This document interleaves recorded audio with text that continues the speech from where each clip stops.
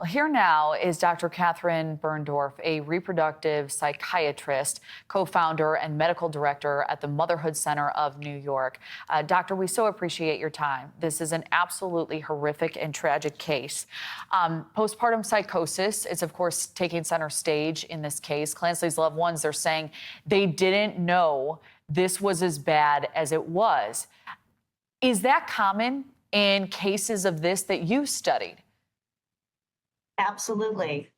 Postpartum psychosis is an uncommon but extremely serious illness that occurs in 1 to 2 per thousand women, new moms. And while uncommon, that's about 8,000 women per year who may have this condition.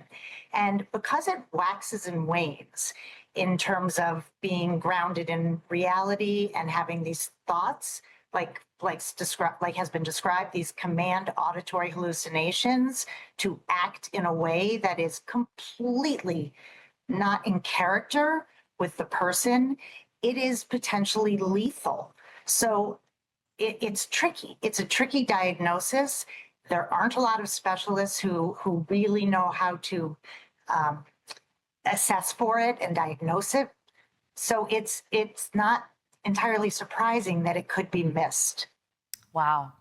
Well, the prosecution in this case is arguing that Clancy acted deliberately with premeditation, and that's key. That she sent her husband out to do errands so she could be alone with her children, kept track of how long he had been gone. Does that necessarily mean she wasn't suffering a psychotic episode? Not at all. I think that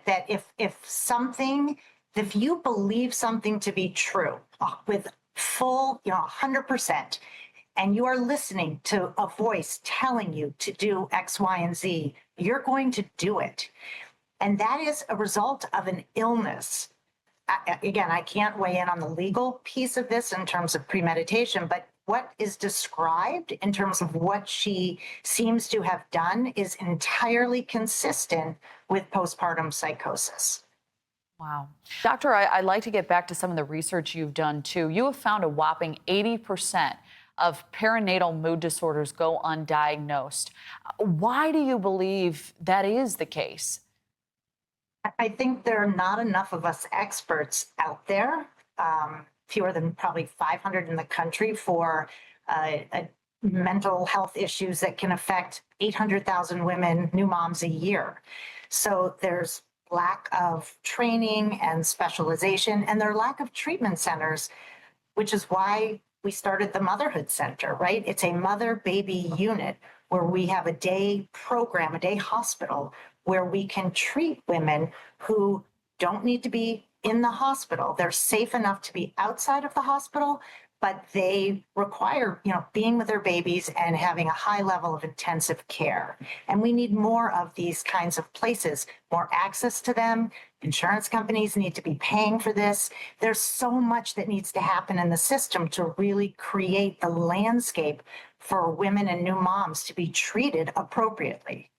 Well, it is hard to imagine a silver lining in a case like this, but maybe this is it, that the conversation has started about this very intense and serious condition. Dr. Birndorf, we appreciate having the conversation with you. Thank you.